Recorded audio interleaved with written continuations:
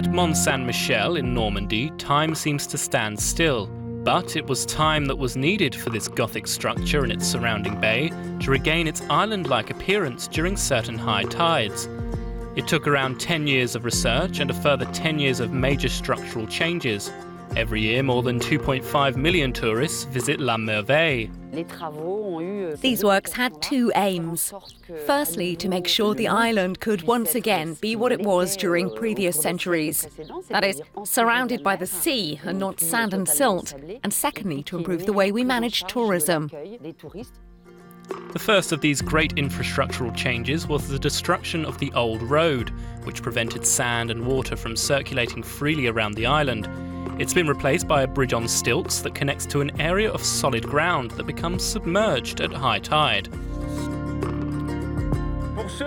If you crossed 10, 20, 30 years ago, you may have come this way by passing over these rocks without realizing it.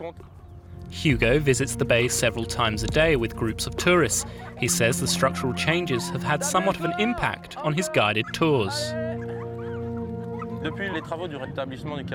Since the works are finished, the ground level has dropped, the sea is moving faster, and now we have the Quénon passing on each side. We do shorter outings, we adapt to the sea, and we manage to juggle that.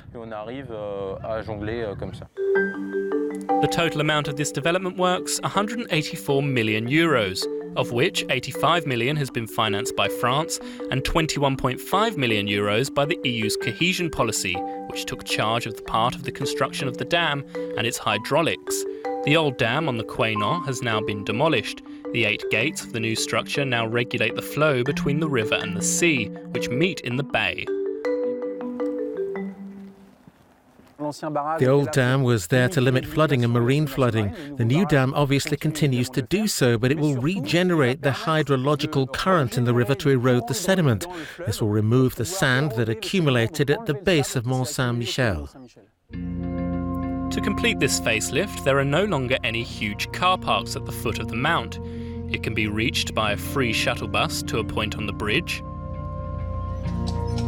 by horse-drawn carriage, or just by foot.